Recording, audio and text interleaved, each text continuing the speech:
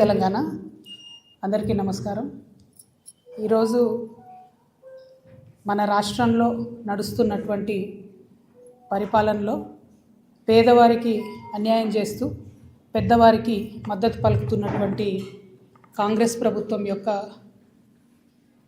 భూ దోపిడీ గురించి తెలంగాణ ప్రజలకు తెలియజేయడానికి ప్రెస్ మీట్ పెట్టడం జరిగింది. ప్రత్యేకించి 1,00,000 కోట్ల భూమిని, ప్రభుత్వ భూమిని అప్పనంగా పెద్దవాళ్లకు ఈ కాంగ్రెస్ ప్రభుత్వం రేవంత్ రెడ్డి సర్కారు అప్పచెప్తా ఉందని చెప్పి నేను సాక్ష్యాధారాలతో సహా మీకు సీరియల్ వైజ్ చెప్తా ఉంటాను.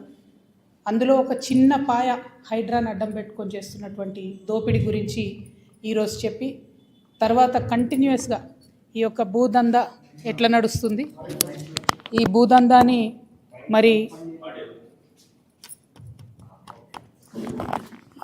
ఈ భూదందాని ఏమైంది,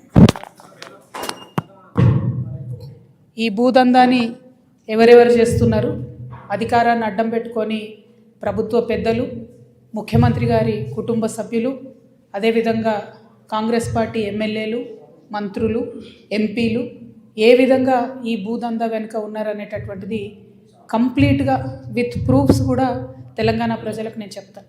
ఇంకొక మాట నేను చెప్పేది, ఇవాళ జరుగుతున్నటువంటి భూదందాను చూస్తూ ఊరుకునేటటువంటి వాళ్ళు ఇన్ని రోజులు, కానీ ఎప్పుడైతే తెలంగాణ రక్షణ సేన ఏర్పడ్డదో, తెలంగాణ యొక్క వనరులను కాపాడడం, తెలంగాణ యొక్క సంస్కృతిని కాపాడడం, తెలంగాణ యొక్క అస్తిత్వాన్ని కాపాడడమే ప్రధాన ఎజెండాగా మేము ఉన్నాం. కాబట్టి ఖచ్చితంగా ఈ ప్రభుత్వ భూములను ఎంతకంటే అంతవరకు పోయి, అవసరమైతే భూ పోరాటాలు, అవసరం అనుకుంటే లీగల్గా సుప్రీంకోర్టు దాకా కూడా పోయి ఈ భూములను ప్రభుత్వ పెద్దల కొరల నుంచి ఖచ్చితంగా కాపాడి తెలంగాణ ముందు తరాల వాళ్ళ కోసం ఉంచుతాం. ఎందుకంటే ఇవాళ మీరు ఈ ప్రభుత్వ వైఖరి చూసినట్టయితే కంప్లీట్గా ఎక్కడ అప్పులు దొరుకుతలేవు అని చెప్పి ఉన్న భూములన్నింటినీ కూడా అమ్ముకుంటూ హెచ్ఎండిఏ లేఅవుట్ల కింద, అనేక లేఅవుట్ల కింద ఉన్న భూములన్నీ కూడా అమ్ముకుంటూ ఉన్నారు. ఇంకొక పక్క ఏం చేస్తున్నారు, నిన్న రాత్రి కూడా హైడ్రా పోయి మన కూకట్పల్లిలో మంజిరా మాల్ వెనకాల పేదల కాలనీలో అవి ఖాళీ చేయించి అవి కూడా అమ్ముదామనేటటువంటి ప్రయత్నం చేస్తున్నారు. ఇక్కడ అమ్ముకుంటూ పోతే మరి మన భవిష్యత్తు తెలంగాణ అవసరాల కోసం ఎట్లా అనేటటువంటి విషయాన్ని దయచేసి మనం గమనించాలి.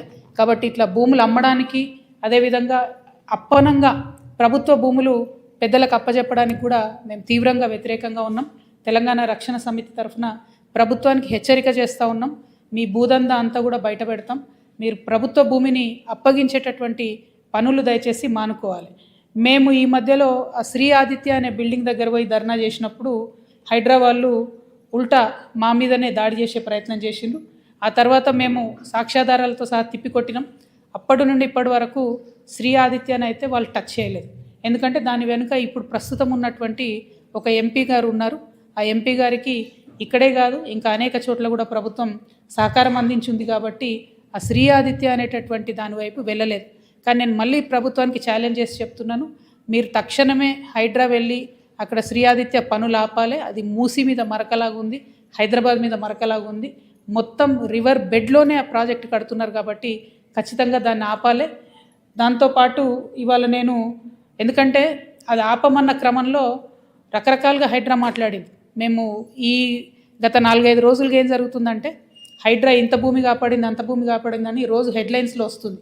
కాబట్టి ఎట్లా సెలెక్టివ్గా పెద్దవాళ్ళని వదిలేసి పేదవాళ్ళ మీద పడుతుంది ఈ సర్కార్ అని ప్రూవ్ చేయడానికే నేను ఇది 2021 ఇమేజ్ అండి. ఇది 2021 ఇమేజ్. ఇది ప్రేమావతిపేట పెద్ద చెరువు అంటారు దీన్ని, ప్రేమావతిపేట పెద్ద చెరువు. 2021లో మంచిగా ఉంది, చెరువు నిండుగా ఉంది, చుట్టూ పచ్చదనం ఉంది, అక్కడ ఇబ్బంది ఏం లేదు. దీన్ని అప్పుడు బీఆర్ఎస్ ప్రభుత్వ హయాంలోనే పర్మిషన్స్ ఇచ్చిరు. దీనికి 2023 నాటికి చెరువులోకి అప్పటికే 7 ఎకరాల దగ్గరగా కబ్జాకి వచ్చేసినారు. అది మీరు చూస్తుంటే మీకు అర్థమవుతుంటుంది. ఇది మేము డిజిటల్ రూపంలో కూడా మీకు ఇస్తాము, తర్వాత కూడా చూపించడానికి ఈజీగా ఉంటుంది. ఇక ఇప్పుడు ప్రస్తుతం ఉన్న పరిస్థితి లేటెస్ట్ మా దగ్గర ఉన్నవి 2025 ఇమేజ్. ఓకే, ఇది 2024 ఇమేజ్. దాని తర్వాత 25లో కూడా పెద్దగా మార్పేం లేదు. మీరు చూస్తే కంప్లీట్గా చెరువులోకి ఎట్లా చొచ్చుకొచ్చినారో తెలుస్తుంది. ఇది ఎందుకు చూపిస్తున్నా అంటే యాజ్ అన్ ఎగ్జాంపుల్, ఇది ఒక పెద్ద సంస్థ కడుతున్నది. ఆ సంస్థను ముట్టుకునే దమ్ముందా ఈ గవర్నమెంట్కి? 7 ఎకరాలంటే అక్కడ ఎకరానికి 100 కోట్లు పోతుంది. భూమిలోనే 700 ఎకరాలు పోతుంది. ఇప్పుడు దీని మీద 30 ఫ్లోర్లు 40 ఫ్లోర్లు పర్మిషన్ ఇచ్చినటువంటి పరిస్థితి కనబడతా ఉంది. అంటే ఎన్ని వేల కోట్ల వ్యాపారం చేసుకోవడానికి మీరు సహకారం చేస్తున్నారు. ఇది నేను అఫీషియల్గా కూడా నేను కంప్లైంట్ చేస్తాను. దాని మీద ఖచ్చితంగా చర్యలు తీసుకోవాలని ప్రభుత్వాన్ని డిమాండ్ చేస్తున్నాను. ఈ భూమిలో ఓన్లీ హైడ్రాదే కాదు, చెరువు కబ్జానే కాదు, మొత్తం పాత ఊరి నక్ష ఏదైతే ఉందో దాన్ని మొత్తం మార్చేసి ఒక 8-9 రకాల రెవెన్యూకి సంబంధించినటువంటి తప్పులున్నా కూడా ప్రభుత్వం చూసి చూడనట్టుగా ఉంది. ఇవన్నిటిని కూడా పెట్టుకొని మేము తప్పకుండా చెప్పడం జరుగుతుంది. ఇది ఒక ఎగ్జాంపుల్ చెప్తున్నా. రెండోది ఏంది, ఇది ప్రేమావతిపేట పెద్ద చెరువు, సర్వే నంబర్ 86, 7 ఎకరాల వరకు దాదాపుగా తీసుకున్నారు. అయితే ఇదే సంస్థకి ఇంకో దగ్గర కూడా ఇంకో పెద్ద భూమి కూడా ఇచ్చిండ్రు. అది ఫ్యూచర్లో చెప్తా దాని విలువ ఎంత అన్నది. రెండవది హైడ్రాకు నేను ఛాలెంజ్ చేస్తున్నా. ఏది, నాగారం మున్సిపాలిటీలో ఐకామ్ అనే సంస్థ ఉన్నది. ఇది మెగా కంపెనీ వాళ్ళు కొనుక్కున్నారు. ఆయుధాలు తయారు చేస్తారు అక్కడ. ఇప్పుడు కేంద్ర ప్రభుత్వ పర్మిషన్ వచ్చింది, బాంబుల తయారు కూడా అక్కడ చేస్తూ ఉన్నారు. గమ్మత్ ఏంటంటే ఆ నాగారం మున్సిపాలిటీ మొత్తం మున్సిపల్ చైర్మన్, కౌన్సిలర్లు అందరూ కలిసి మున్సిపాలిటీలో తీర్మానం చేసిండ్రు. ఈ సంస్థ మా దగ్గర ఉండేటటువంటి 2 చెరువులు, మేడిబావి, జాలుబావి అని 2 చిన్న చెరువులు ఉంటాయి. ఆ 2 చెరువులలో ఈ సంస్థ 5 ఎకరాలు కబ్జా చేసిందని మున్సిపాలిటీలో తీర్మానం అవుతుంది. ఇరిగేషన్ ఆఫీసర్లు పోయి ఎంక్వైరీ చేస్తారు, అన్ని పేపర్లలో వస్తుంది. కానీ చర్యలు మాత్రం ఇప్పటివరకు తీసుకోలేదు. నేను మళ్ళీ అడుగుతున్న హైడ్రాని, మీకు మెగా మీద చర్యలు తీసుకునే ధైర్యం ఉందా? దీని సర్వే నంబర్ 59, నాగారం మున్సిపాలిటీ, ఐకామ్ అనేటటువంటి ఆయుధాలు బాంబులు తయారు చేసే సంస్థ రోడ్డు కబ్జా పెట్టింది, పార్కు కబ్జా పెట్టింది, చెరువులకు కూడా సగం వచ్చేసినటువంటి పరిస్థితి. మొత్తం యావత్ మున్సిపాలిటీ కంప్లైంట్ చేస్తే కూడా ఇంతవరకు చర్యలు తీసుకుంటలేరు. ఇది రెండవది. ఇక మూడవది, పవన్ కళ్యాణ్ గారు ఒక 10 ఎకరాలు శిఖం భూమిని ఆయన అప్పుడు తెలంగాణ వచ్చిందన్నటువంటి దుఃఖంలో ఉన్నాడు పాపం.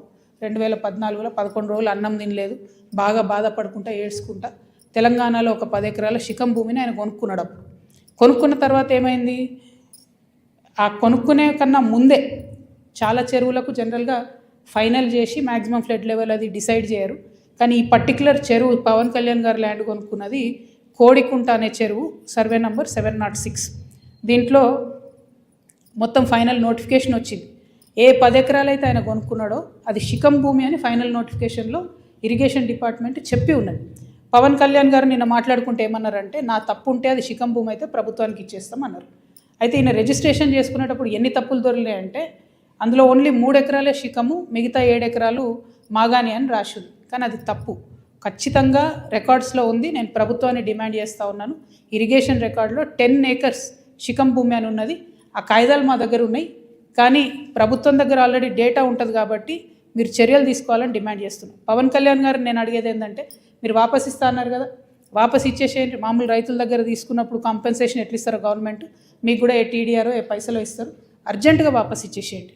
మీరు కంచె వేసిండ్రు, ముందు ఆ కంచె తొలగించండి. శిఖం భూమిలో కూడా కంచె వేయడానికి ఉండదు. మీరు మట్టేసిండ్రు, ఆడ గోవులకు వాటికి వీటికి గ్రాసం వేస్తున్నా అని చెప్పారు. మట్టేసిండ్రు, ఆ మట్టి మొత్తం చెరువులే వేసిరు కాబట్టి అది కూడా తొలగించాలి. తక్షణమే మీరు వాపస్ ఇవ్వాలని చెప్పి నేను పవన్ కళ్యాణ్ గారిని డిమాండ్ చేస్తున్నాను. At the same time Pawan Kalyan గారు ఏమంటాడు, అనేకమైన మాటలు అన్నాడు. తెలంగాణ వాదులు ప్రాంతీయవాదం అంటే ఉగ్రవాదం అన్నాడు. అనుకుంటా నేను గద్దరన్నకు కారు కొనిచ్చిన అన్నాడు. అంటే మీరు మా కళాకారులను ఎందుకు అవమానపరుస్తారు? ఒక పక్కనేమో ప్రొఫెసర్ నాగేశ్వర్ మాట్లాడితే ఆయన మీదకి వస్తారు, మేధావుల మీదకి. ఇంకో పక్క కళాకారులు. అసలు మీరు కూడా కళాకారుడే కదా, మీరు సినిమా యాక్టరే కదా. మీరు సినిమా యాక్టర్గా మీకు ఎట్లా వస్తుంది జీవనాధారం? ఏ సినిమాకైనా హయ్యెస్ట్ ఇన్కమ్ నైజాం నుంచే వస్తుంది. అంటే మా తెలంగాణ బిడ్డలు చూసే టికెట్లతోనే మీ సినిమాలు నడుస్తాయి. హయ్యెస్ట్ ఇన్కమ్ నైజామే, హయ్యెస్ట్ కలెక్షన్స్. అంటే మీరు కొనుక్కున్న ప్రతి కారులో మా తెలంగాణ బిడ్డలు కొన్న టికెట్ పైసలు ఉన్నాయి. మీరు కొనుక్కున్న ప్రతి భూమిలో మా తెలంగాణ బిడ్డలు కొన్న టికెట్ పైసలు ఉన్నాయి.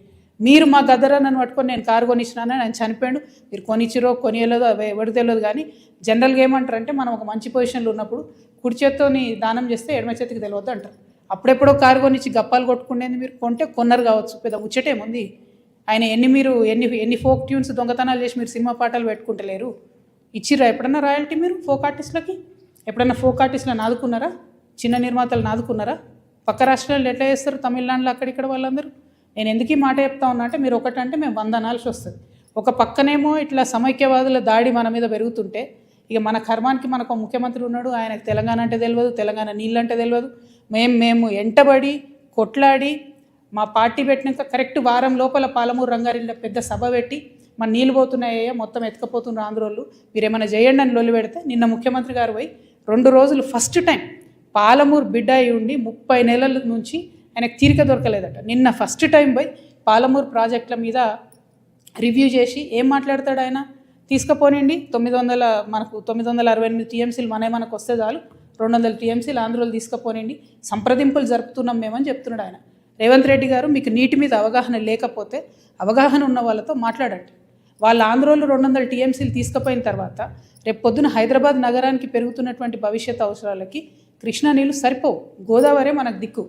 నేను రేవంత్ రెడ్డి గారిని డిమాండ్ చేస్తూ ఉన్నా, మీరు కనుక బనకచెర్ల ప్రాజెక్టు కానీ ఇంకో ప్రాజెక్టు కానీ వాళ్ళు 200 టీఎంసీలు తీసుకుపోండి అంటే గోదావరిలో మనకు అడగండి అదనంగా 200 టీఎంసీలు. ఇప్పుడు 968 మనకు హక్కుభుక్తంగా ఉంది, 968 + 200 అడగండి. మీరు అడిగేంత వరకు మీరు బనకచెర్ల మీటింగ్ అటెండ్ అయినా కూడా మీరు తెలంగాణకు ద్రోహం చేసిన వాళ్ళే అవుతారు. మన భవిష్యత్తు నీటి అవసరాలన్నింటినీ కూడా పాతరేసిన వాళ్ళే అవుతారు. మీరు నేను మాట్లాడుకుంటా ముఖ్యమంత్రి గారు అంటారు అబ్కి బార్ కాంగ్రెస్ సర్కార్ అని. కూర్చునే యువత ఆఖరి బారే ఏ కాంగ్రెస్ సర్కార్, ఆఖరి బార్ కాంగ్రెస్ సర్కార్.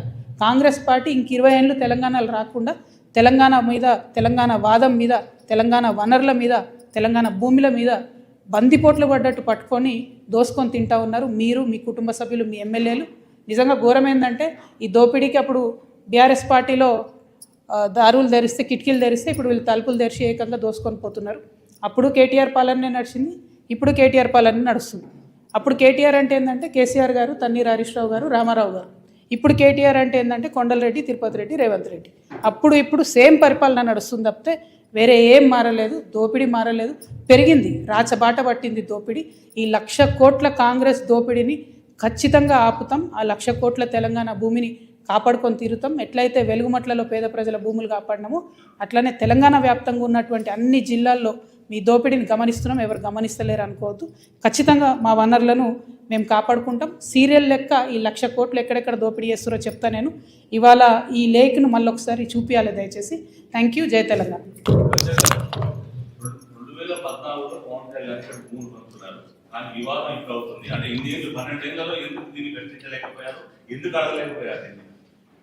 వన్ సెకండ్, ఇది ఒక్కటి చెప్పేసి కనబడుతుందా క్లారిటీ?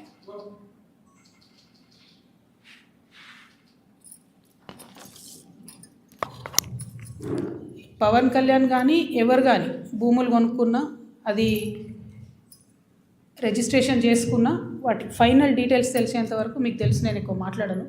నేను ఈ వివాదం వచ్చిన తర్వాత పర్టికులర్లీ పవన్ కళ్యాణ్ భూమి గురించి వాస్తవానికి నేను మాట్లాడలేదు. చాలామంది తెలంగాణ వాదులు తీసి ఇంటర్నెట్లో పెట్టిన తర్వాత అదేంది అని నేను డీటెయిల్గా తీసుకుంటే ఆ డీటెయిల్స్లో వచ్చింది ఏంటి అంటే అన్ని లేక్స్ లాగా కాకుండా ఈ లేక్కి ఫైనలైజేషన్ అయిన తర్వాత వారు కొనుక్కున్న 10 ఎకరాలు కూడా శిఖం భూమి అని తెలుస్తుంది. కాబట్టి ఆయనే అన్నారు కదా, శిఖం భూమి అని తెలిస్తే వాపస్ ఇస్తాను, వాపస్ ఇవ్వమని మేము డిమాండ్ చేస్తున్నాం అంతే.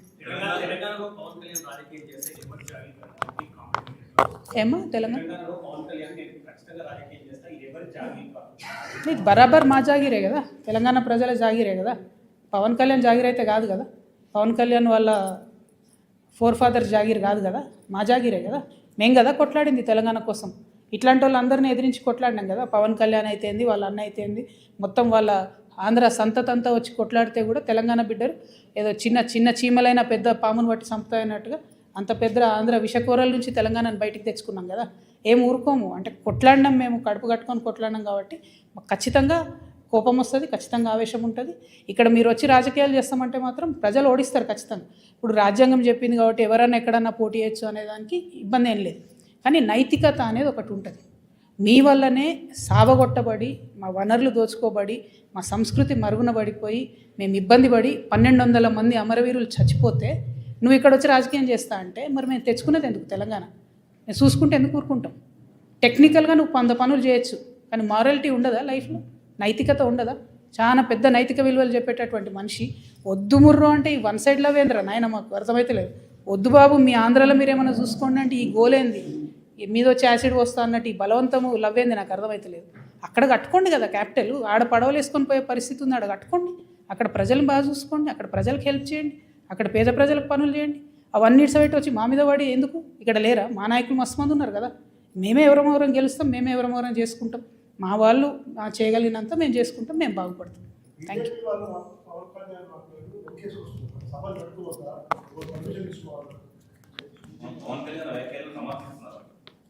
అంటే బీజేపీ వాళ్ళకి ఎవరు లీడర్ లేరు, వాళ్ళు ఏదో పవన్ కళ్యాణ్ వస్తే 2 ఓట్లు వస్తాయి అనుకుంటున్నారు. ఆ ఉన్న 8 సీట్లు కూడా పోతాయి ఈసారి, అవి కూడా రావు. ఎందుకంటే తెలంగాణ ప్రజలు గమనిస్తున్నారు బీజేపీ వాళ్ళు ఏం చేస్తున్నారు అన్నది. వడ్లు ఈడ 75 లక్షల క్వింటాళ్ళు కొనాలి అని సీఎం గారు అంటారు. పంజాబ్లో 100% పండిన గోధుమలన్నీ కేంద్ర ప్రభుత్వం కొంటుంది. మరి 8 మంది ఎంపీలు పోయి అడగొచ్చు కదా, ఇక్కడ 100% మాకు, మనకెందుకు 38% కొనాలి? మరి ఆ మాట ఎందుకు మాట్లాడరు? పవన్ కళ్యాణ్ తర్వాత సంగతి. ముందు అసలు మన ప్రజల కష్టాలలో బీజేపీ పాత్ర ఎక్కడు? బీజేపీ ఏం మాట్లాడుతుంది? డెఫినెట్గా బీజేపీని తెలంగాణ ప్రజలు రానున్న రోజుల్లో ఎలక్షన్లో ఖచ్చితంగా బుద్ధి చెప్తారు.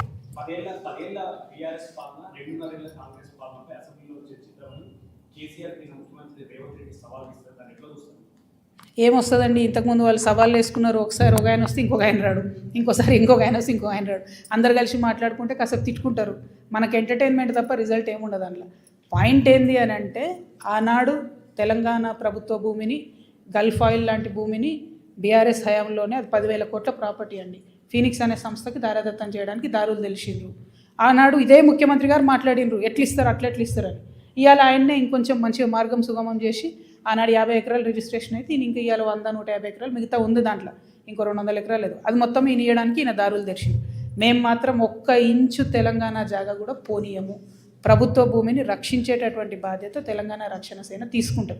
ఎట్లా అయితే మేము పోయి అక్కడ గట్టిగా పాలమూరు రంగారెడ్డి ఏమైందంటే ముఖ్యమంత్రి గారు పోయి 2 రోజులు అక్కడ కూర్చొని మాట్లాడి చర్చించి రావాల్సి వచ్చిందో, కానీ అట్లనే రేపటి నాడు భూములు కూడా ఖచ్చితంగా అదేవిధంగా కాపాడుకుంటాం. నేను చెప్తున్నది, will go to any length, కోర్టుకైనా పోతాం, భూపోరాటమైనా చేస్తాం, ప్రాణమైనా అడ్డేస్తాం. కానీ ఎందుకంటే ఫ్యూచర్ జనరేషన్కి ఉండాలి కదా. భూమి ఏముంది సంపద మన దగ్గర, ఉన్న భూమి అంతా అమ్ముకుంటే 1,00,000 కోట్ల భూమి ప్రైవేట్ వాళ్ళ చేతులకు పోతే ఫ్యూచర్ ఎట్లా? మనకు తెలంగాణకు ఆస్తులు ఎట్లా, వనరులు ఎట్లా? డెఫినెట్గా వాటి కోసం ఫైట్ చేస్తాం. గోదావరి వాటర్ కోసం కూడా ఫైట్ చేస్తాం. Thank you.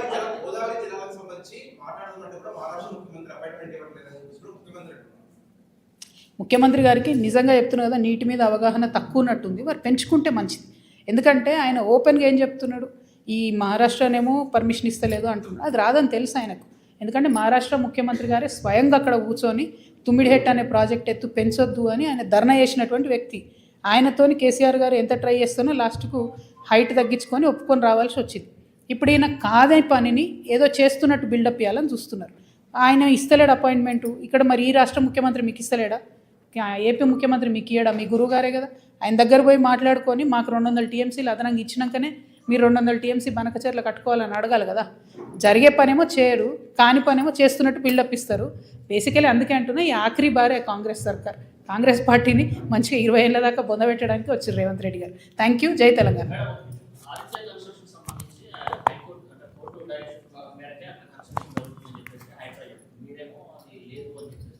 నేను చెప్తున్నా కదబ్బా, హైడ్రా అనేటటువంటిది రేవంత్ రెడ్డి గారి అవినీతి పాయలల్లో చిన్న పాయ మాత్రమే.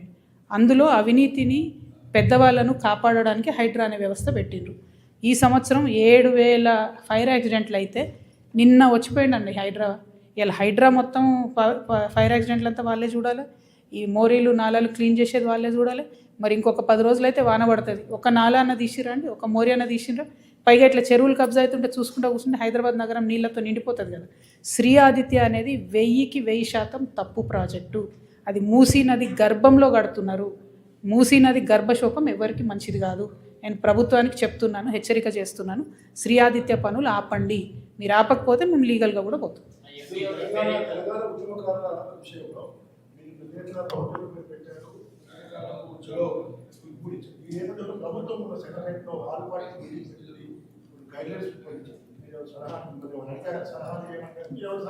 మమ్మల్ని ఏం అడగలేదు. ఉద్యమకారుల పక్షాన మేము డిమాండ్ సార్ తెలియదు మరి ఎందుకు చేయలేదో. మేమైతే రిజిస్టర్డ్ పార్టీయే, ఎందుకు ఇన్వైట్ చేయలేదు అనేది ఇక వాళ్ళ విజ్ఞతకు వదిలేస్తున్నా. అది పెద్ద అంశం కాదు. విషయం ఏంది అని అంటే, మమ్మల్ని పిలవలేదు, సిపిఐ జేఏసీలో ఉన్న సిపిఐని పిలవలేదు, న్యూ డెమోక్రసీని పిలవలేదు.